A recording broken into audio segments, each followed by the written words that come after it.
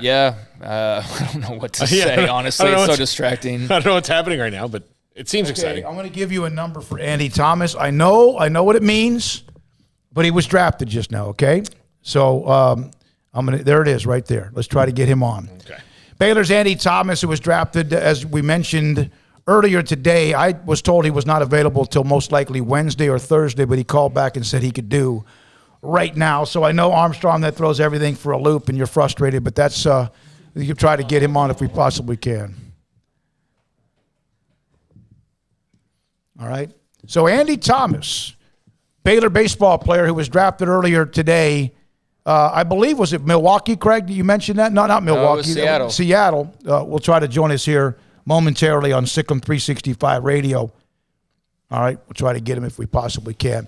Top 5 at 5:55 will be coming up as well. Emma Marquise is in the studio with us today, and found out Marquise actually lived at Yokota Air Force Base back when he was Yokota Air Force Base in Japan, where I was as well back when he was a teenager. Joined now by Andy Thomas of Baylor, drafted by Seattle today in the Major League Baseball amateur draft. Andy, I know there's a lot of decision-making ahead of you, but what was it like to get that call? Thanks for your time today, by the way. Yeah, absolutely. Thank you guys so much for having me on. It's been a crazy day, like most draft days are, but it was unbelievable. So many emotions, happiness, joy, just it's hard to put into words all the different emotions that were going on inside my body, but it was awesome, to say the least. What's the wait like to go through, 4 rounds into the 5th round and wait for your name to wait for that phone call? Yeah, I'm sure for some other guys it's a little bit more scary. For fifth-year seniors, it's not as scary. It's basically if you're going to get a chance. And I had some good knowledge early on in the last week that I was probably going to go in the top 10 rounds. And then as of yesterday and this morning, I had been told it would be somewhere between 4 and 6. So I had some good idea of when I was going to go. I got missed early on by the Rangers in the 4th. And then Seattle, I got a phone call from Seattle and they said, "Hey, you want to do this thing?" And I'm like, I can't wait. and they said, "All right, we're going to take you with our 5th round pick." And I'm like, you just made a little kid's dream come to reality. So it was incredible. Is it what you kind of pictured it would be like growing up and thinking of, having the opportunity to play Major League Baseball, getting that phone call? Was that dream checked off for you?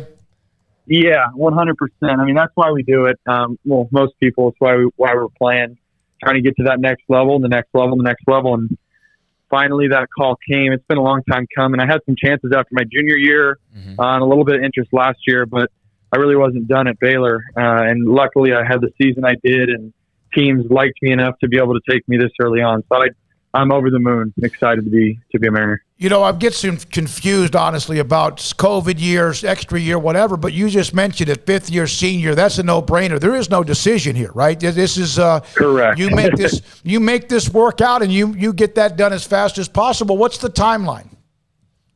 The timeline for going forward, or how it worked today? Yeah, we saw what happened today. How quickly do you now sign with Seattle? So that's still up in the air. They're trying to get everybody. I think what the Mariners do is they get everybody to Arizona, get your physicals done, all that good stuff, paperwork, the contracts, all that stuff. And I believe they're going to put us through some sort of mini camp out in Arizona, and then send us where they see fit. So, I mean, it's probably going to happen sometime this week, probably Friday or Saturday. But yeah, I'm just excited. I got to move into a new place, my fiance up in Addison on the 23rd. So I may not be able to get to do that, but I'm hoping that they extend it just enough to where I can do that and then head off and play. So it's quick.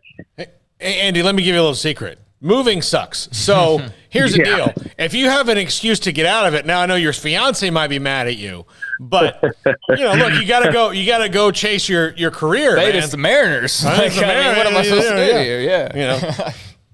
100%. Yeah, no, I'm so pumped. I can't wait to get back on the field. It feels like it's been another COVID year since the season ended. So I just can't wait to get back out there and compete again and show everybody kind of with the Mariners exactly what I know. So I'm just pumped to get back out there.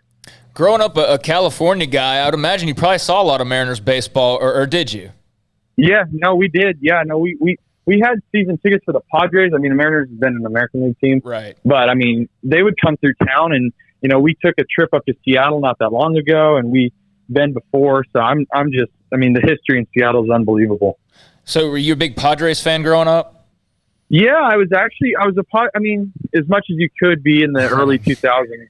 They were bad there for quite a long stretch. But I was a Padre and I was a Red Sox fan. But, I mean, it's one of those things where it's like I can't describe it any other way as like a newborn child happening. It's like I am so in love with the Mariners.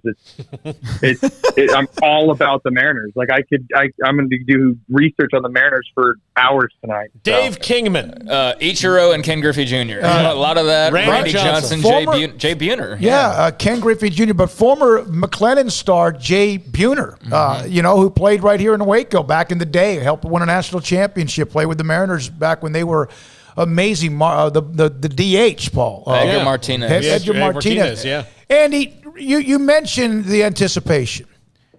What's that? What is that like, though? Even though they kind of gave you a heads up, how can you try to explain the stress level and anxiety? Yeah, no, that's the right word, is anxiety. I'm a really calm person. I don't get nervous at the plate. I don't get nervous behind the plate. It can be in front of 20,000 fans at Minute Maid. That doesn't make me nervous. What made me nervous is waiting today. You just don't know. I'm sitting there thinking, okay, maybe the 4th, maybe the 5th, maybe the 6th, and you see other names go by, and all sorts of thoughts come in your head, like, well, do they really want me? Was it all talk?